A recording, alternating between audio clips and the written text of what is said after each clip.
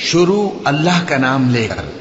جو بڑا مہربان نہایت رحم والا ہے۔ جو چیزیں آسمانوں میں ہیں اور جو چیزیں زمین میں ہیں سب اللہ کی تسبیح کرتی ہیں، اور وہ غالب ہے، حکمت والا ہے۔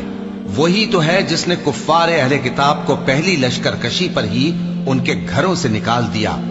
مسلمانوں، تمہارے خیال میں بھی نہ تھا کہ وہ نکل جائیں گے، اور وہ لوگ یہ سمجھے ہوئے تھے کہ ان کے قلعے ان کو اللہ کے عذاب سے بچا لیں گے، مگر اللہ نے ان کو وہاں سے آ لیا جہاں سے ان کو گمان بھی نہ تھا، اور اس نے ان کے دلوں میں دہشت ڈال دی کہ اپنے گھروں کو خود اپنے ہاتھوں اور مومنوں کے ہاتھوں سے اجاڑنے لگے۔ تو اے بصیرت کی آنکھیں رکھنے والو، عبرت حاصل کرو۔ اور اگر اللہ نے ان کے بارے میں جلا وطن کرنا نہ لکھ رکھا ہوتا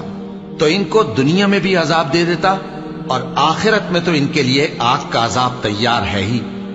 یہ اس لیے کہ انہوں نے اللہ اور اس کے رسول صلی اللہ علیہ وآلہ وسلم کی مخالفت کی،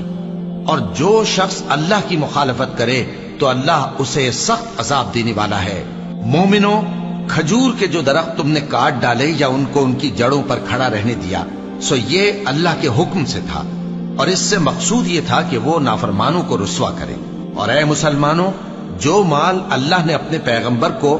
ان لوگوں سے جنگ کے بغیر دلوایا ہے، اس میں تمہارا کچھ حق نہیں، کیونکہ اس کے لیے نہ تم نے گھوڑے دوڑائے نہ اونٹ، لیکن اللہ اپنے پیغمبروں کو جن پر چاہتا ہے غالب کر دیتا ہے،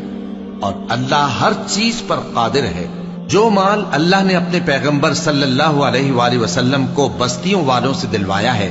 وہ اللہ کے اور پیغمبر کے اور پیغمبر کے قرابت والوں کے اور یتیموں کے اور حاجت مندوں کے اور مسافروں کے لیے ہے، تاکہ جو لوگ تم میں دولت مند ہیں انہی کے ہاتھوں میں نہ گردش کرتا رہے، اور جو چیز تم کو پیغمبر صلی اللہ علیہ وآلہ وسلم دیں وہ لے لو، اور جس سے منع کریں اس سے باز رہو، اور اللہ سے ڈرتے رہو، بے شک اللہ سخت عذاب دینے والا ہے۔ اور ان ضرورت مند مہاجروں کے لیے بھی جو اپنے گھروں اور مالوں سے خارج اور جدا کر دیے گئے ہیں، جو اللہ کے فضل اور اس کی خوشنودی کے طلبگار